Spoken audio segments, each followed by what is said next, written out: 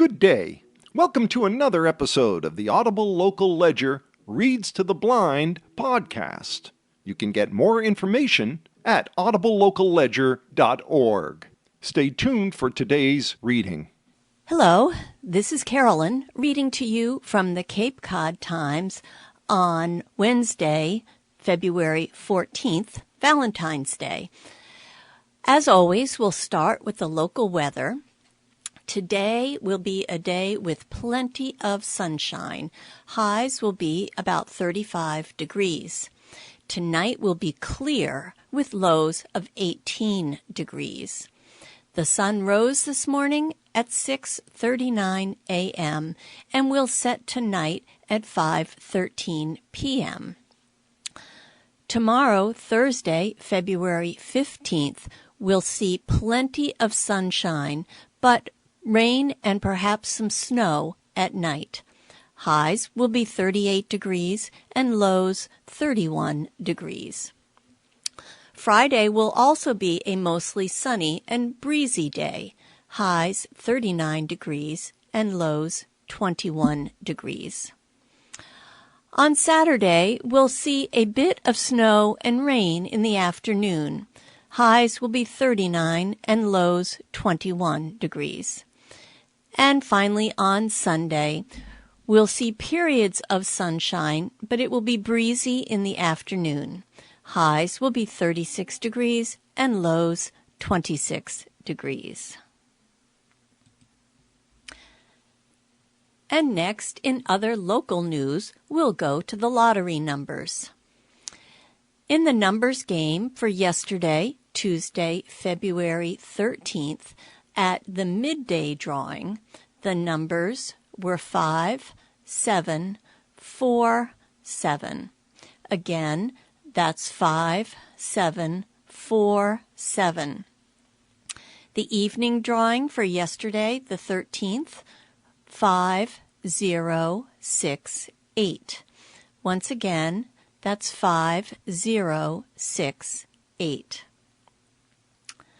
The mass cash numbers for yesterday, Tuesday, February 13th, were 4, 12, 19, 22, and 28. Mega Millions numbers for yesterday, February 13th, were 1, 3, 19, 25, 58, with a bonus number of 20. And finally, the Lucky for Life numbers for yesterday, Tuesday, February 13th, 5, 11, 35, 41, 44, with a lucky ball of 12.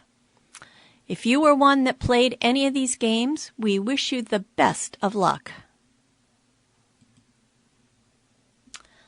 And now, in local news, we will go to our front page stories. The first story is about the winter storm we had yesterday. It is entitled, Winter Storm Brings Snow, Wind, Outages, by Zain Razak, Cape Cod Times, USA Today Network. Cape Cod was among one of the harder hit parts of the state after a late southward shift in Tuesday's storm. Schools closed in the morning.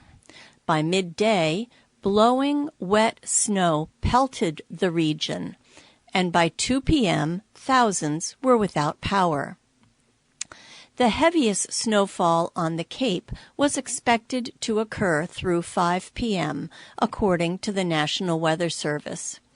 By the end, the storm was expected to bring 9 inches of heavy, wet, accumulating snow, high winds with gusts up to 60 miles an hour, and mild to moderate coastal flooding, according to a report from the Barnstable County Regional Emergency Planning Committee.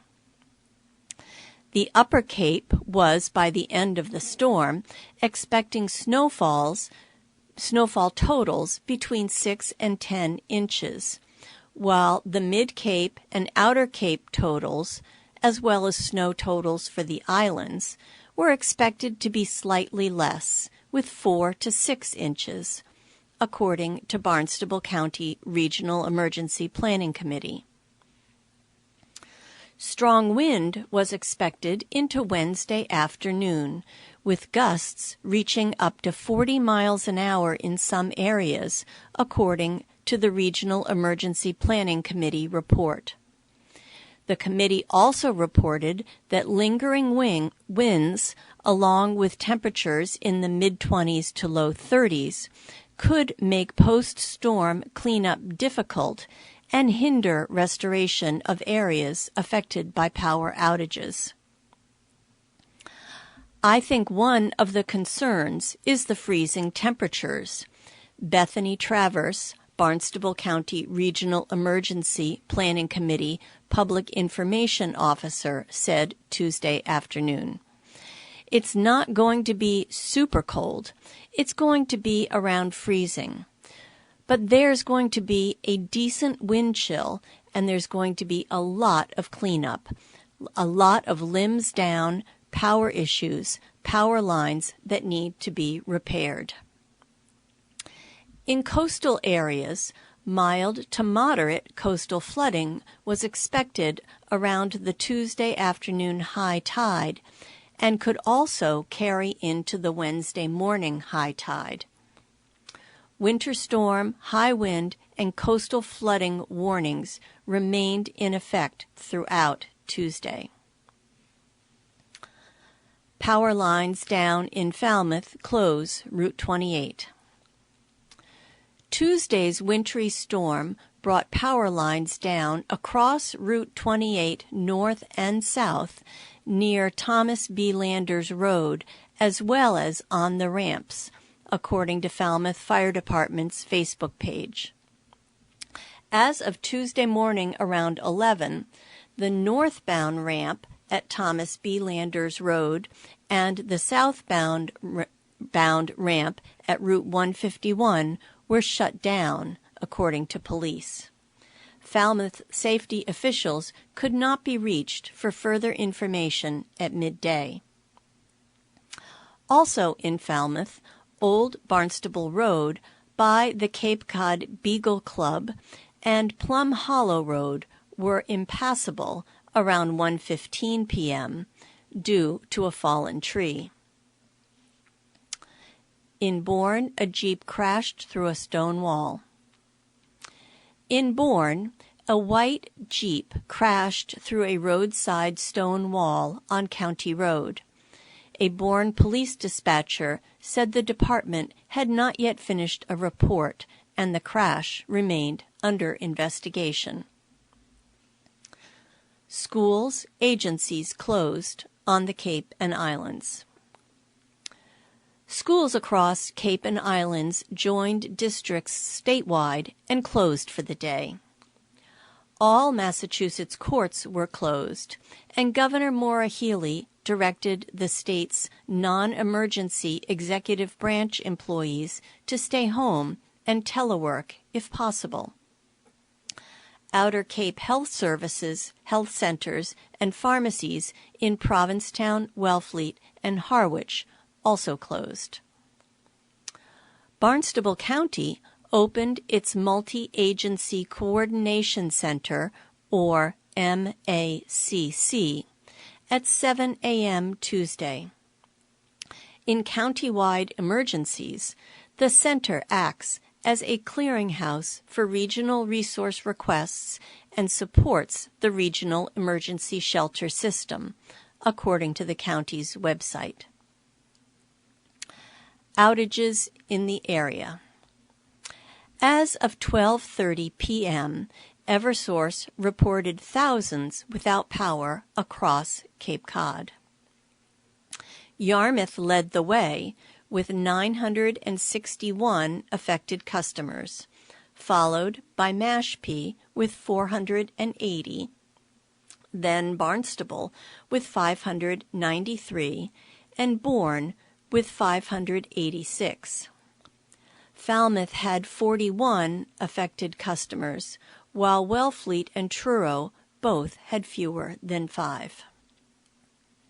By 2 p.m., more than 1,000 were reported without power across Cape Cod. Right now, the snow is very heavy and wet, Travers said Tuesday afternoon. It's draping over the trees, and it's breaking off branches.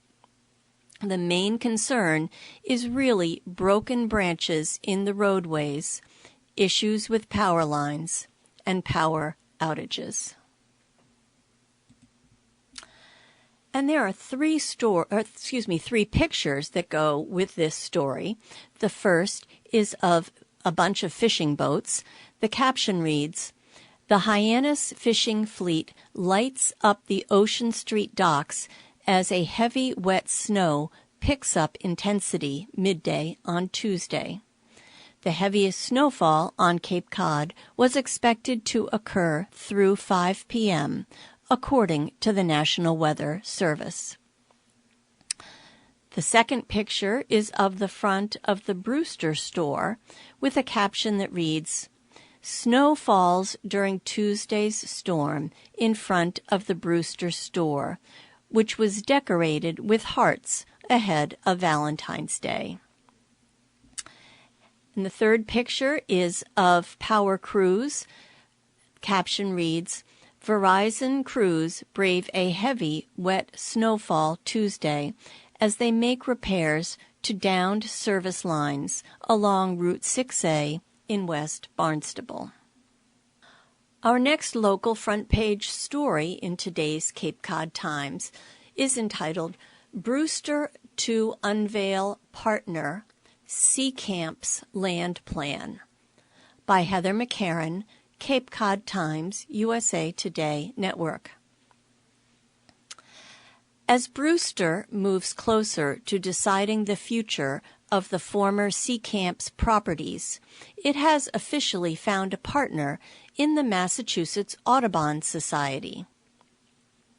The conservation nonprofit based in Lincoln announced it will contribute $3.5 million toward efforts to conserve and enhance the one-time day and overnight camps.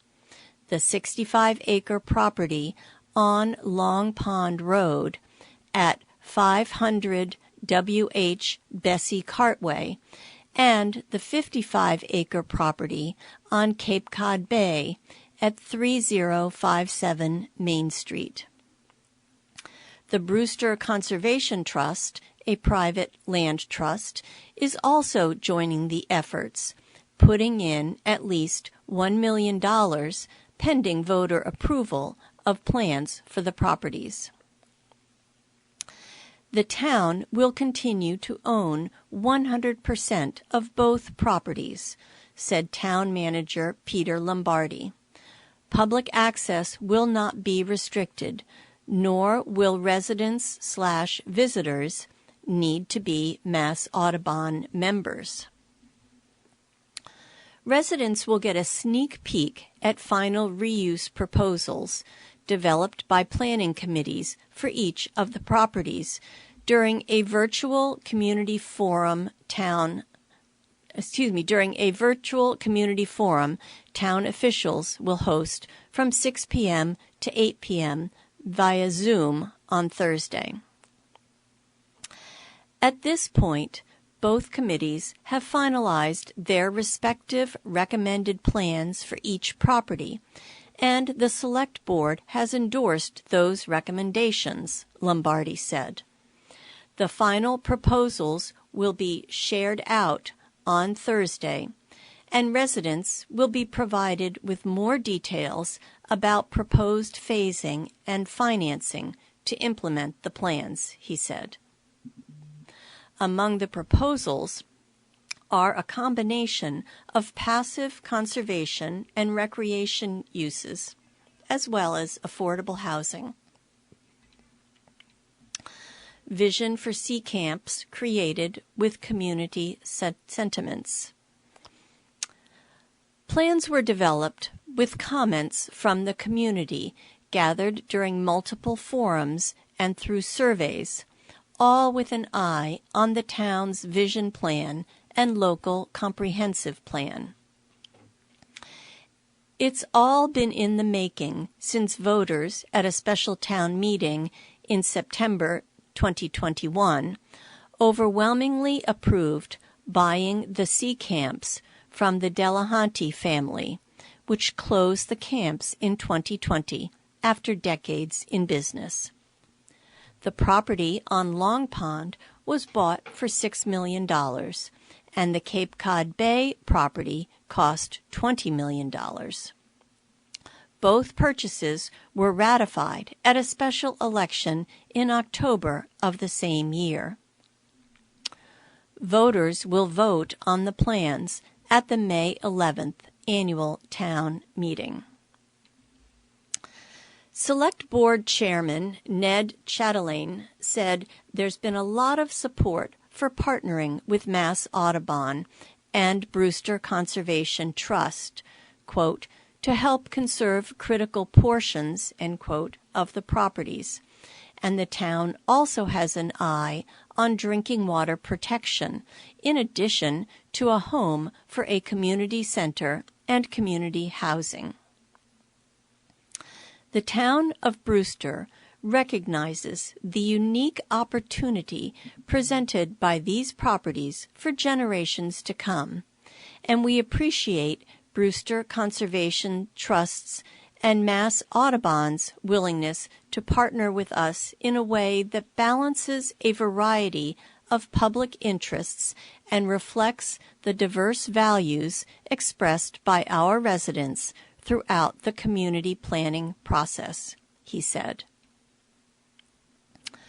Mass Audubon will maintain the Cape Cod Bay property trails. Mass Audubon is giving $2 million of its pledged $3.5 million contribution toward reuse plans for the Cape Cod Bay property that was the main campus of Sea Camps and includes cabins and other buildings, a beach, and what has become the town pool. The organization would hold a conservation restriction on about 10 acres of the Cape Cod Bay property, affording protection to coastal dunes, a pond, and woodlands, where it plans to maintain and enhance trails and offer nature-based programs in partnership with the town. Audubon additionally proposes to establish an informal nature center with office space on the Cape Cod Bay property and is looking to lease 3 renovated cabins for seasonal Mass Audubon employees. Conserving much of the Long Pond property. The remaining funds the organization is giving, or $1.5 million, would be coupled with the funding from the Brewster Conservation Trust towards conservation and passive recreation uses of the Long Pond property. Conservation Trust President Martin Tino Kemark said this realizes the Trust's mission to protect drinking water supplies, safeguard pond water quality, and provide public walking trails. This protection of 56 acres is the largest land conservation purchase in Brewster since the town protected hundreds of acres in the Punkhorn in the 1980s, he said. Punkhorn Parklands Conservation Area is between Upper Mill, Walkers, Elbow, Hinckley's, and Seymour Ponds. According to Mass Audubon, the organization's partnership would protect 85% of the property under a conservation restriction. Here, too, Audubon would provide environmental and outdoor education for all ages, including birding, guided walks, kayaking, field studies, and a potential summer camp on the pond property. Mass Audubon President David O'Neill, in a statement, called the collaboration a rare and extraordinary opportunity to protect the ecological integrity of Cape Cod while simultaneously promoting nature-based education to the next generation of outdoor enthusiasts. Sea Camp's virtual meeting at a glance. Date, Thursday, February 15th. Time, 6 to 8 p.m.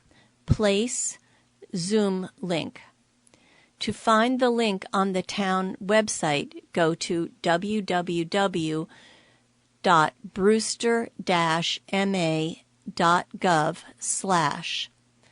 Click on Latest News, then Residents invited to attend 4th Community Forum about future of Sea Camp properties. More details. Most of the virtual forum will be a presentation by the design team and town staff, with the final 30 minutes reserved for a question and answer session.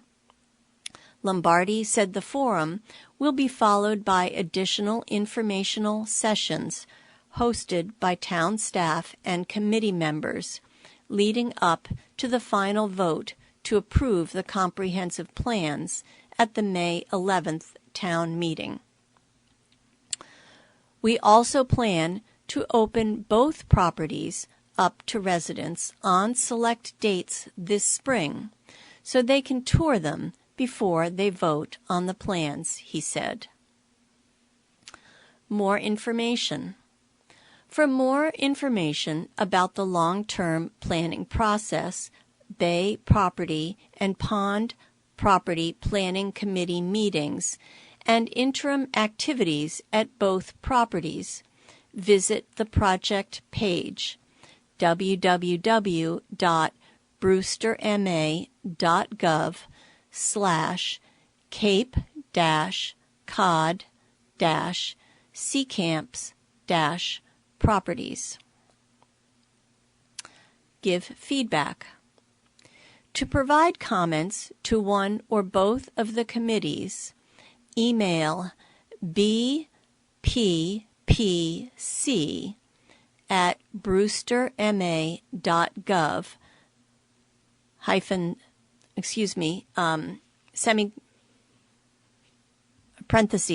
Bay Property, or pppc@brewster-ma.gov for the pond property.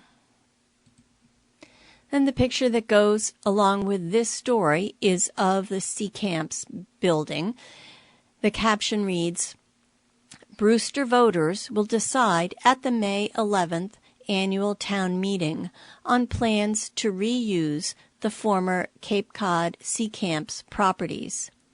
The old camp office building is shown in a 2020 photo. And next we'll go to our local stories on the Cape and Islands page. The first story, Cumberland Farms Permit Extended in Bourne, by Paul Gately, special to Cape Cod Times. The Bourne Planning Board has extended for 2 years the Cumberland Farms plan to construct a new convenience store and gas station complex off the Bourne Rotary, south of the Cape Cod Canal. The board on February 8th handled the site plan and special permit extension request with no discussion. Chair Daniel Doucette said the extension was allowable due to building constraints and timing. Cumberland Farms planning for its tract at the foot of the Bourne Bridge dates to 2017.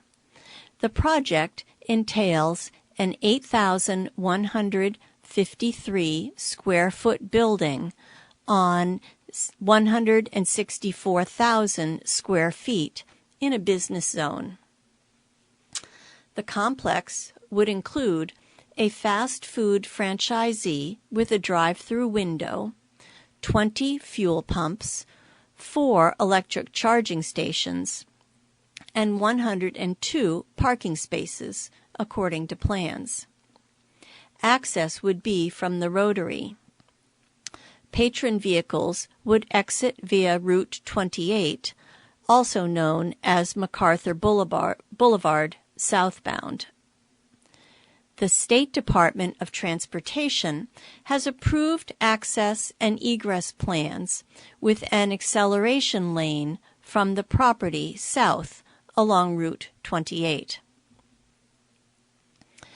The complex is between a funeral home and auto dealership along the boulevard and 2 motels and a convenience store and bus stop at Trowbridge Road. The cleared Cumberland Farms tract remains fenced off. There are an estimated 15 convenience complexes in Bourne, along with 2 general stores, 2 food markets, and the Market Basket supermarket. Cumberland Farms is owned by global convenience store retailer EG Group, headquartered in Westboro. Cumberland Farms' plan is intended to attract visitors, residents.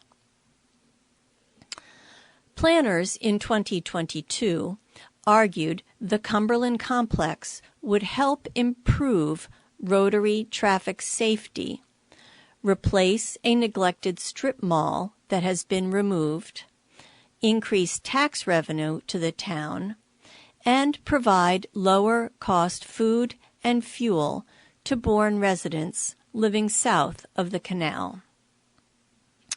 Planning by the convenience store company has been slowed over the past 2 years, however, in part due to town efforts to preserve a 1920s tourist information booth on the tract and move it to the Apuxtic VFW Post 5988 at Shore Road.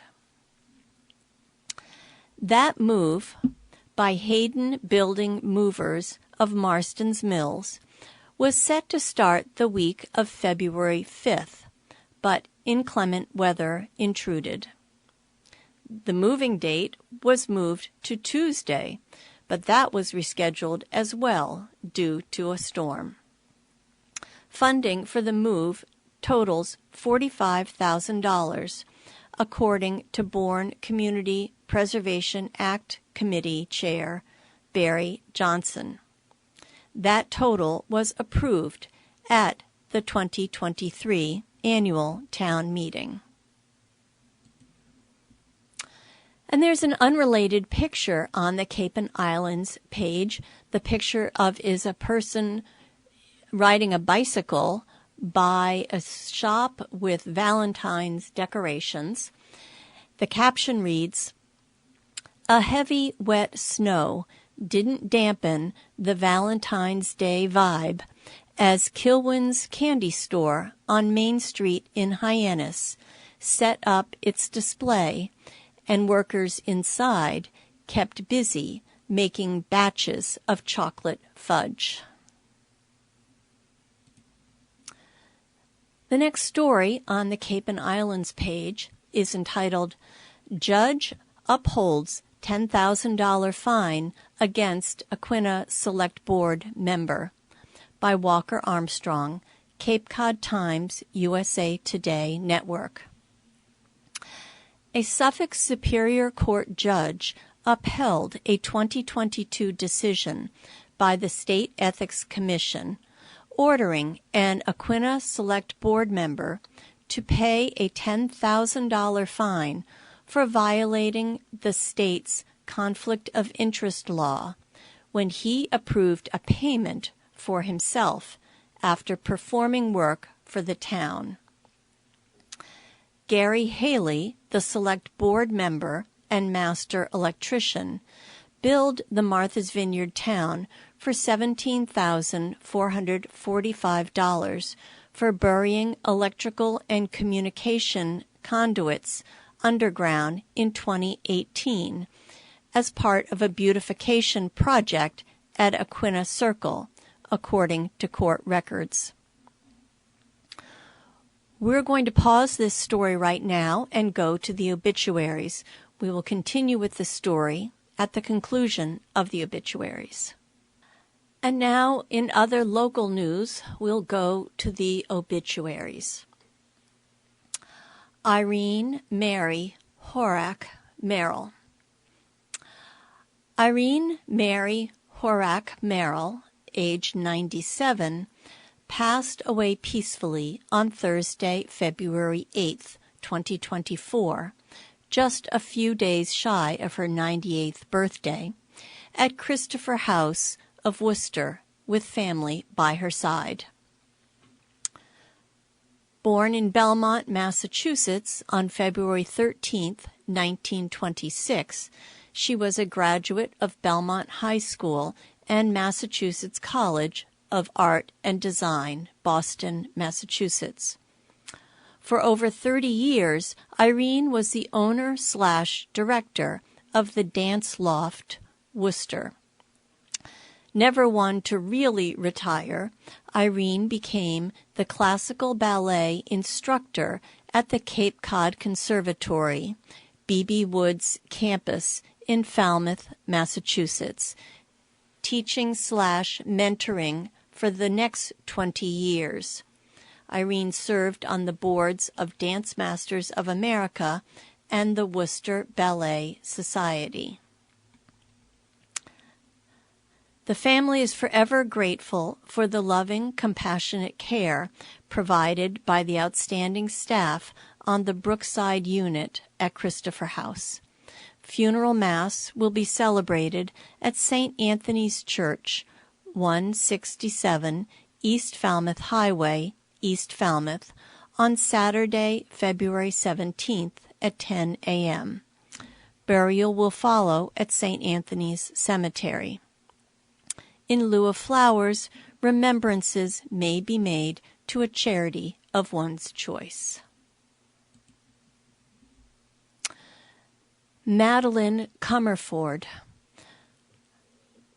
Madeline or Lynn Comerford, age 79, of Cape Cod, passed away Wednesday, February 7th, 2024, after a short illness. She was married to the late Thomas Comerford for 40 years. They lived together in Spencer, Massachusetts, before Lynn relocated to Cape Cod in 2015. A Mass in Lynn's honor will be held at St. Pius Church, 5 Barbara Street, South Yarmouth, Massachusetts, 02664, Saturday, February 17th, 2024, at 11 a.m. A burial will take place at the Massachusetts National Cemetery, Connery Avenue, Buzzards Bay, Massachusetts, 02542, Monday, February 19th at 9 a.m.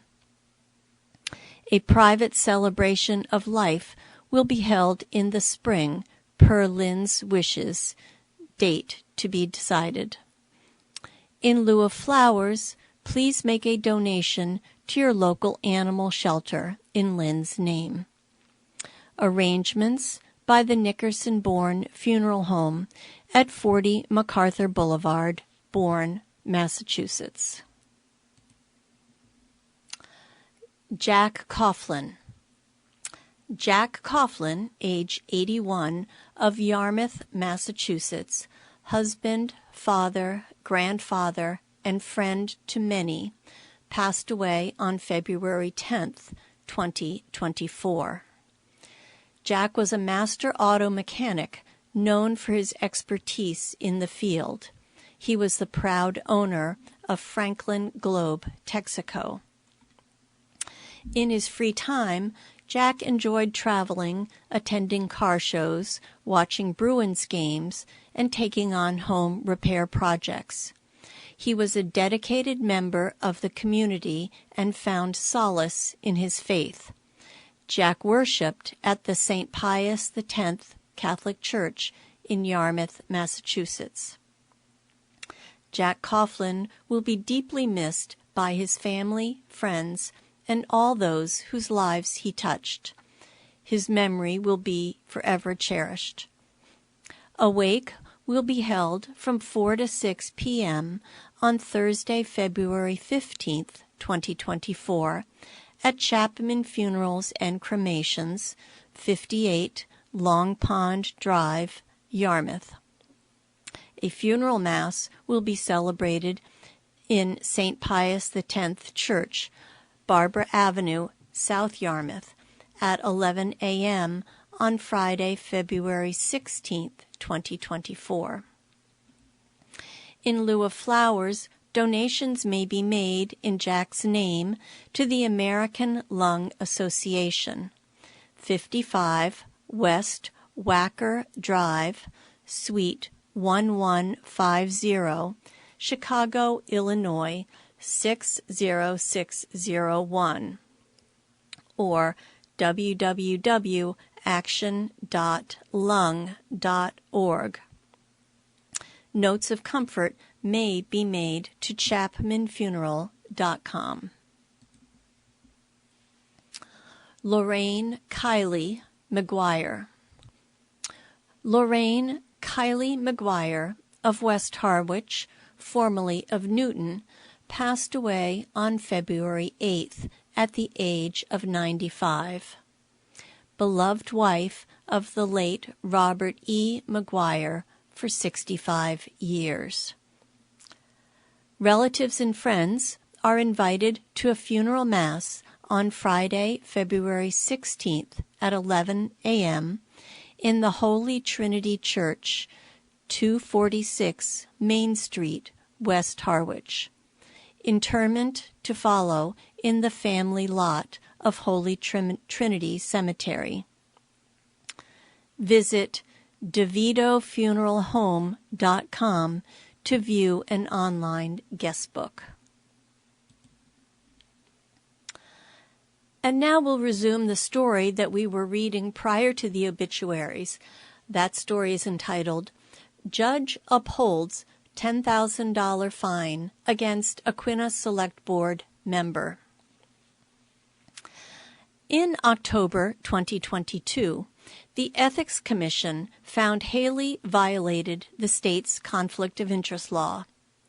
Haley appealed the Ethics Commission ruling in November 2022 to the Suffolk Superior Court, which Judge Mark Halal then denied in a February 6 decision. The conflict of interest law prohibits state, county, and municipal employees in the Commonwealth from participating as public employees in matters in which they have a financial interest, said Jerry Twody, spokesperson for the Ethics Commission. The Superior Court decision reinforces the Commission's initial ruling and maintains it correctly applied the law in its determination, he said. Court documents outline facts in the case. The electrical work Haley billed the town for was initially assigned to Eversource, according to court documents, which was tasked with digging a trench to install conduits for electrical wires. The project involved laying sand over the electrical conduits so telecommunications conduits could be installed above them before the trench could be covered. After Eversource dug the trench, Verizon and Comcast told the town they could not install the telecommunication conduits. Haley then told the town administrator he would install them for free, court records show. When Haley began the work, he realized Eversource had not laid the layer of sand over the conduits. Records show he then decided to install the sand and conduits, subsequently submitting a $17,445 invoice on June 11, 2018, to the town for himself and 2 hired laborers.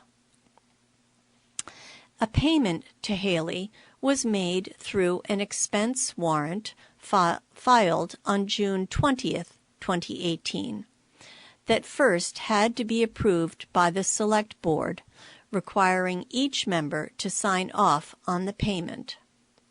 Court records show Haley signed the warrant and received a check for the full amount 3 weeks later. Haley's attorney, Richard Gross, declined comment. And now we'll go to our front page national news story in today's Cape Cod Times. That story is entitled, "Senate Backs Aid for Ukraine, Israel. Speaker Says House Won't Take Up $95 billion Bill," by Riley Began, USA Today. The Senate passed a $95 billion foreign aid bill early Tuesday by a 70 to 29 vote after a lengthy battle that highlighted deep foreign policy rifts within the Republican Party. The package would appropriate $60 billion to support Ukraine and send $14 billion in military assistance to Israel, $9 billion in humanitarian assistance to Gaza and elsewhere, and nearly $5 billion to defend Taiwan. However, its fate is questionable. House Speaker Mike Johnson has said his chamber will not consider the legislation because it does not include border security provisions. Proponents of the legislation, including most Democrats and Senate Minority Leader Mitch McConnell, see Russian President Vladimir Putin as a threat to democracy in Europe. An investment in Ukraine's effort to hold Russia at bay would prevent the involvement of American troops down the line, they argued, should Russia succeed and feel emboldened to attack an ally in the North Atlantic Treaty Organization. If we want the world to remain a safe place for freedom, for democratic principles, and for our future prosperity, then America must lead the way, Senate Majority Leader Chuck Schumer said on the Senate floor after the bill's passage. And with this bill, the Senate declares that American leadership will not waver. Senator Mitt Romney, Republican from Utah, called it the most important vote we will ever take as United States senators. He was one of the 18 Republican senators who repeatedly blocked a filibuster by former Representative Adam Kinzinger on Speaker Mike Johnson's refusal to take up the bill in the House, their peers in the days leading up to the final vote. We ought to be taking care of America's problems. The majority of Senate Republicans, however, opposed advancing the aid. They cited hesitations to use taxpayer money to support a war in a foreign country, while there are other issues to tackle at home and increasing federal debt. We ought to be taking care of America's problems before we take care of the world's problems, said Senator Rand Paul, Republican of Kentucky, who led efforts to slow the passage of the bill. Much of the funding that would be set aside for Ukraine would go to U.S. defense contractors. Nearly $20 billion would replenish the Department of Defense's stockpile of weapons and equipment it has already provided to Ukraine. Close to $14 billion would go to a Defense Department program in which the agency buys new weapons for Ukraine from U.S. manufacturers. Senator Ron Johnson, Republican of Wisconsin, called it a, quote, completely depraved justification for this war, end quote, that the funding would build up the American industrial base or create jobs. Putin is an evil war criminal, he said, but he will not lose. Some left-leaning senators, too, voted against the bill over concerns about supporting Israel's continued bombardment of Gaza. How does it happen that despite waging a horrific war which has caused massive suffering, that U.S. Congress is about to send another $10 billion of unrestricted military aid to Israel? Senator Bernie Sanders, independent from Vermont, said Sunday, "It is beyond comprehension to me." Many Republicans who voted against the bill also contended that the package failed to include a plan to secure the United States southern border. Republicans killed a bipartisan agreement last week that would have made significant migration policy changes. Senator Kyrsten Sinema, independent of Arizona, one of the lead negotiators on the border deal that fell apart, quipped Monday that if Republicans want an aid deal with a border package, they should, quote, build a time machine, end quote. Trump says no aid without the hope of a payback. Former President and Republican frontrunner Donald Trump's opinion on this legislation seeped into the debate, like the bipartisan border agreement before it. The slow march to passage dovetailed with comments Trump made at a campaign rally in South Carolina, in which he said NATO allies need to pay 2% of their GDP to military readiness, or he would, quote, encourage Russia to do whatever the hell they want, end quote. He also wrote on Truth Social that the U.S. should stop giving foreign aid without the hope of a payback. That suggestion gained steam among some Republicans as the final vote approached.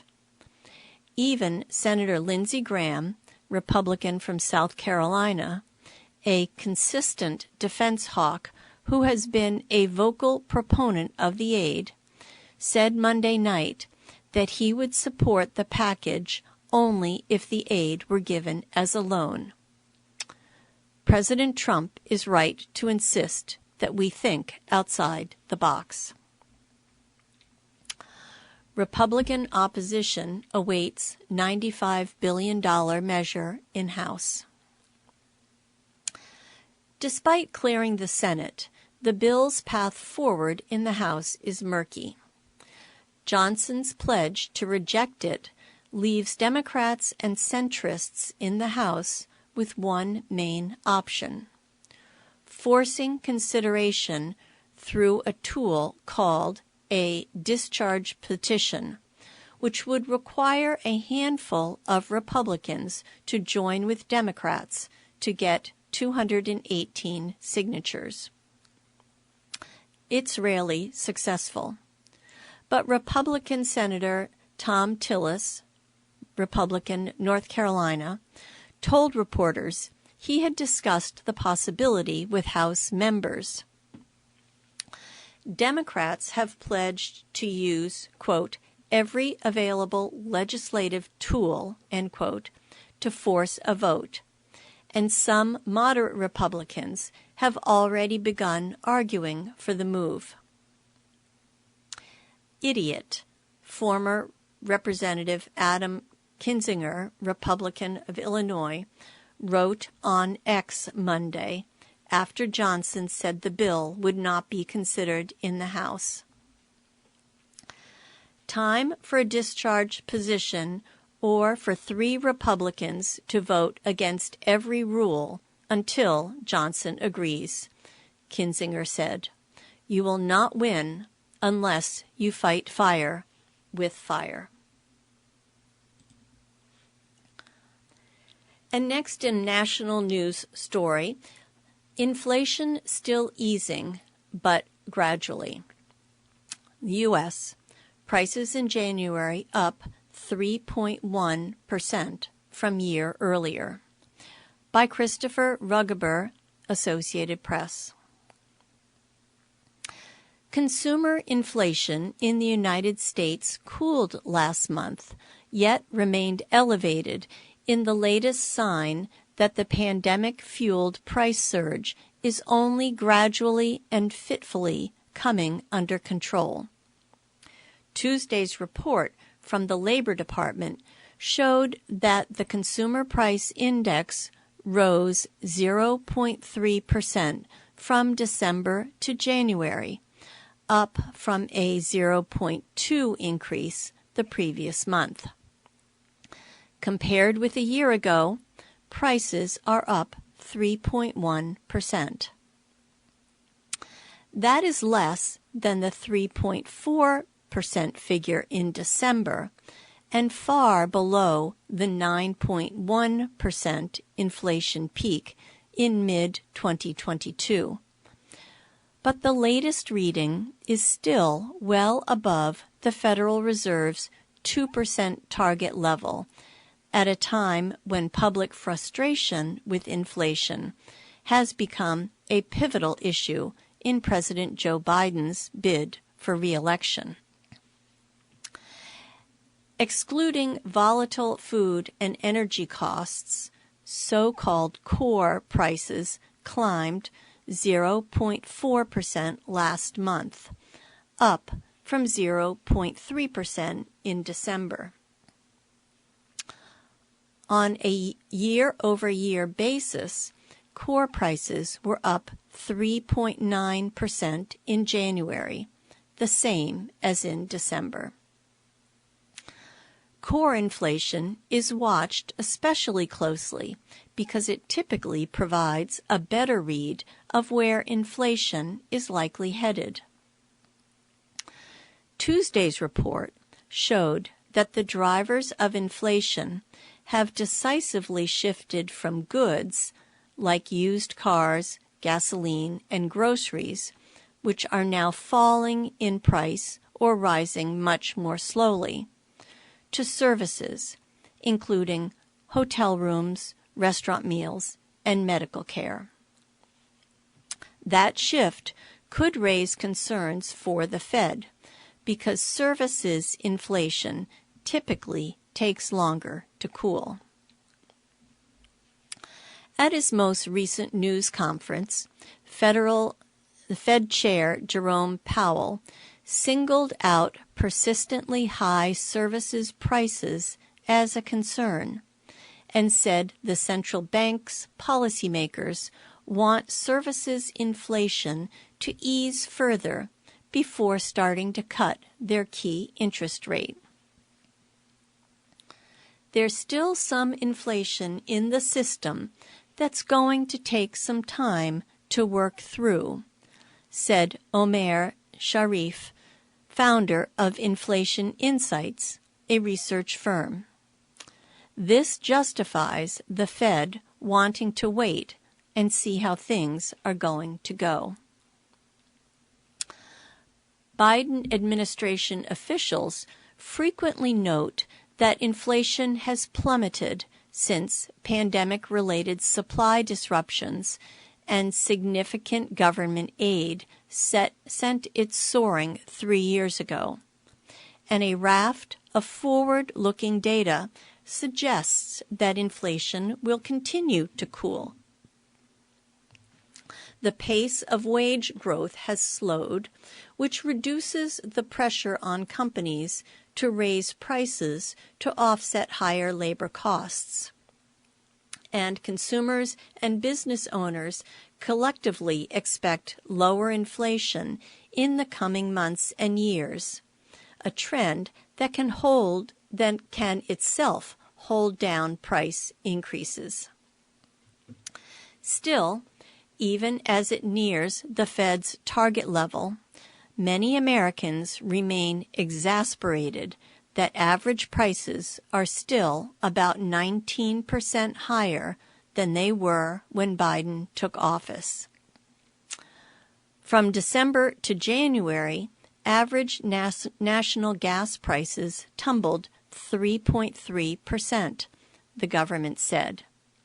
Yet, so far this month, the average price has climbed higher, rising 15 cents to $3.23 a gallon as of Tuesday, according to AAA. Grocery prices rose 0.04% from December to January, the biggest rise in a year, though compared with 12 months earlier, food prices are up just 1.2%. But the cost of services, including auto insurance, apartment rents, and concert tickets, are still rising faster than they did before the pandemic and keeping overall inflation persistently high. The cost of car insurance has soared more than 20% on average compared with a year ago. The mixed data released Tuesday will likely reinforce the caution of Fed officials, who have said they're pleased with the progress in sharply reducing inflation, but want to see further evidence before feeling confident that it's sustainably headed back to their 2% target. This has been Carolyn reading to you from the Cape Cod Times on Wednesday, February 14th. I hope you all have a wonderful day.